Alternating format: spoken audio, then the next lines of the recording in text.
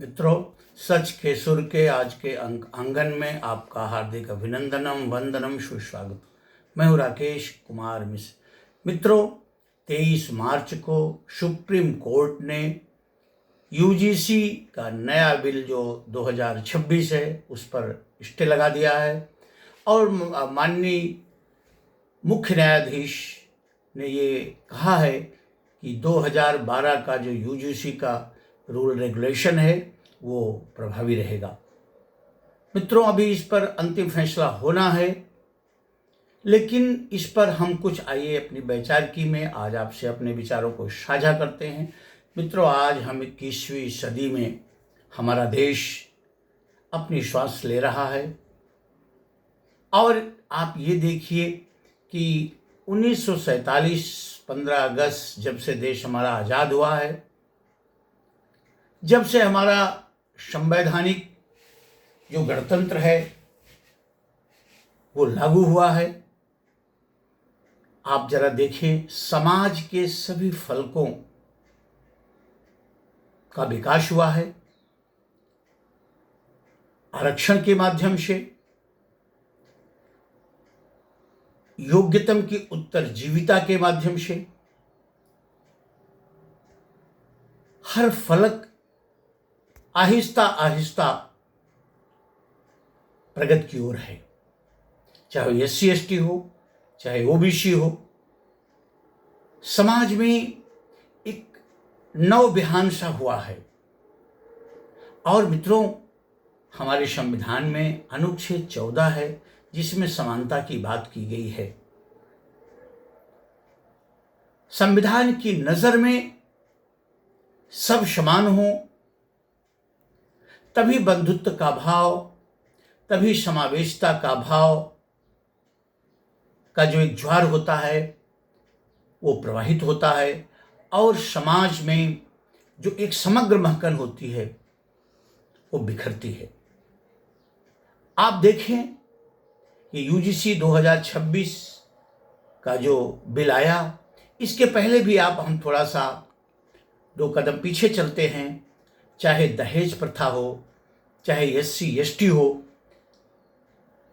आप प्रत्यक्ष देख सकते हैं कि ग्राम्यांचलों में और नगरांचलों में भी, नगरीय अंचलों में भी किस प्रकार से इनका दुरुपयोग होता है। मैं ये मानता हूं कि इन्हें प्रताड़ित भी किया जाता है, चाहे वो दहेज कानून हो, चाहे वो SC ST हो, उसे नकारा नहीं जा सकता।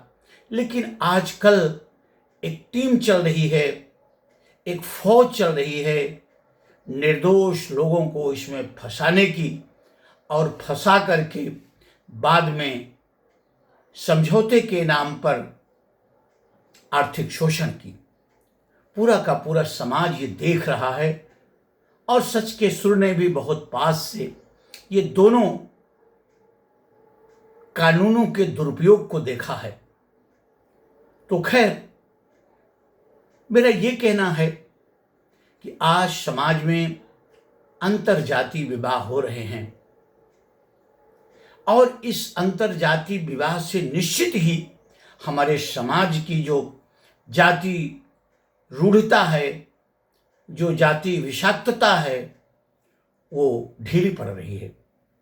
मैं आपसे बताना चाहता हूं मित्रों कि मेरे कुछ मित्र हैं जो SC हैं और जो IAS हैं, IPS हैं, शिक्षाविद हैं, प्रोफेसर्स हैं, बड़े पत्रकार हैं। कुछ लोगों से मेरी वार्ता हुई तो वो स्वयं उन लोगों ने ये जो यूजीसी 2026 का जो बिल आया इसका उन्होंने विरोध किया। उन्होंने ये कहा कि अगर सामान्य वर्ग के लोगों से हमारी दोस्ती है, हम साथ साथ पढ़ते हैं, हमारा एक दूसरे से मित्रता है, हमारी मोहब्बत है, तो उसमें ये जो नया कानून आया है ये खलल पैदा कर रहा है। अब आप सोचिए, इसमें केवल सामान्य वर्ग के लोगों की ही बात नहीं है, ऐसे लोगों के मानस में भी ये बात है। और मित्रों, मैं एक चीज़ और कहना चाहता हूँ जो मैं प्रत्यक्ष रूप से मैं स्वयं इस कानून के 2026 यूजीसी के आने के बाद से मैंने अनुभव किया है कि जो मित्र मंडल है जिसमें सभी लोग हैं, एससी हैं, एसटी हैं, ओबीसी हैं, सामान्य वर्ग के लोग हैं, निश्चित ही दूरियां बढ़ी हैं। लोग परस्पर मिलकर के खुल्लम खुल्ला दिल की बातें नहीं कर पाते हैं। तो ये क्या, ये कानून, हमारी जो प्रेम की बयार बह रही है पूरे समाज में, सभी को साथ चलने की, हिंदुत्व की महकन को बिखेरने की, जाति जकड़न को ध्वस्त करने की, इसमें उस धारा को रोकते हुए कहीं ये मंडल पार्ट 2 का रूप तो नहीं है। हालांकि हमारे राजनीतिज्ञ बड़े ही चतुर सुजान होते हैं, जिनकी चले तो सारी की सारी सत्ता, सारी की सारी लक्ष्मी उनके ही आंगन में रहें। आप जरा देखिए कैसे इस पर चुप हैं। सोशल मीडिया के माध्यम से, प्रिंट मीडिया के माध्यम से अथवा इलेक्ट्रॉनिक मीडिया के माध्यम से वो बहुबयानी नहीं कर रहे हैं, क्योंकि खतरे हैं उनके वोट बैंक के लिए। और मेरे मन में तो ये भी आ रहा है, कहीं किसी और से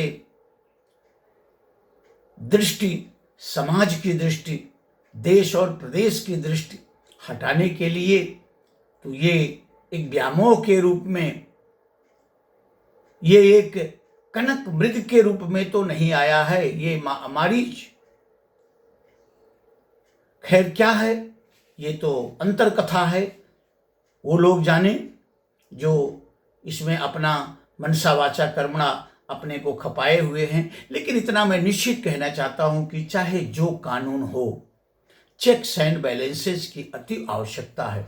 आखिर मित्रों, जो हमारे यहाँ लोकतंत्र है, इसमें 4 स्तंभ क्यों हैं? न्यायपालिका, कार्यपालिका, विधायिका और प्रेस। ये सब चेक्स एंड बैलेंसेस हैं। और जब इन चेक्स एंड बैलेंसेज को ध्वस्त किया जाता है तो आपातकाल होता है, जैसा कि इस देश ने अनुभव किया है। लोकतंत्र की सारी संस्थाएं पंगु हो जाती हैं और उनको जो है एक प्रकार से ऐसी अगन में उनको दहका दिया जाता है कि वन मैन मैनेजमेंट जो बैठा हो शीर्ष पर, वो जो चाहे वही अध्यादेश, वही नियम और कानून। तो मैं इस वीडियो के माध्यम से कहना चाहता हूं कि आज हमारे देश में जो हिंदुत्व की लहर एक प्रखर प्रवाह के रूप में, ये प्रबल प्रवाह के रूप में निकल रही थी और पूरी दुनिया को, पूरे दिगंत को जो उससे प्रभावित कर रही थी, आज निश्चित ही उसमें खरोंचे आई हैं। ये केवल सामान्य वर्ग की नाराजगी की बात नहीं है, अपितु ये हमारे समाज को उस कालखंड में ढकेलने की बातें हैं जब वास्तव में हमारे समाज में अस्पृश्यता सिर पर चढ़कर बोल रहा था। हमारे समाज में बड़ी खाइयां बनी हुई थी।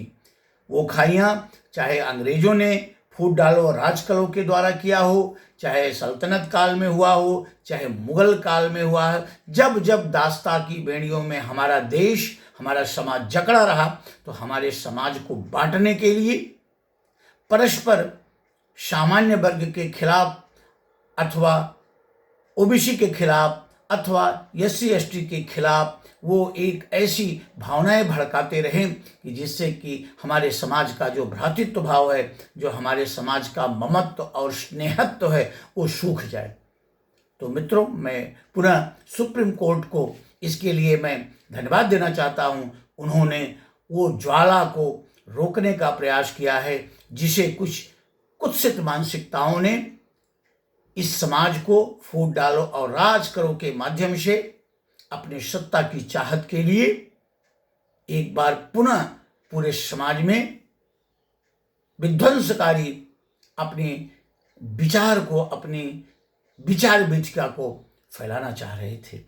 तो मित्रों, मैं ये भी कहना चाहता हूं, समाज के जितने लोग हैं, किसी के प्रति कोई भी ऐसी घटनाएं नहीं होनी चाहिए, क्योंकि हम सबका देश एक है, हमारी मातृभूमि एक है, हमारे ब्लड एक है, हमारा ब्लड ग्रुप एक है और हम सब में वही रक्त प्रवाह है, वही संस्कार है जो सामान्य वर्ग में है, वही ओबीसी में है, वही SC ST में है। तो मित्रों, इसको लेकर के हम सबको भी थोड़ा, जो बौद्धिक समाज है, सर्व समाज का जो बौद्धिक समाज है, जो समाज को आगे ले जाना चाहता है, उसको आगे आना चाहिए। नेताओं के चक्कर में नहीं पड़ना चाहिए, क्योंकि नेता का चले तो इंद्रदेव की सारी वर्षा की बूंदें उनके ही खेत में, उनके ही खलिहान तक रुक जाएं। इसको पर विशेष ध्यान देने की जरूरत है। तो मित्रों, आज बस इतना ही। आप हमारे इस वीडियो को देखिए, सब्सक्राइब कीजिए, शेयर कीजिए, और अगर मेरे विचार आपको अच्छे लगे हों अथवा बुरे लगे हों, आप अपनी टिप्पणियां निश्चित ही दीजिए। मैं उस पर आकर के अपने विचारों को प्रस्तुत करूंगा। तो बस, जय भारत, जय मां भारती।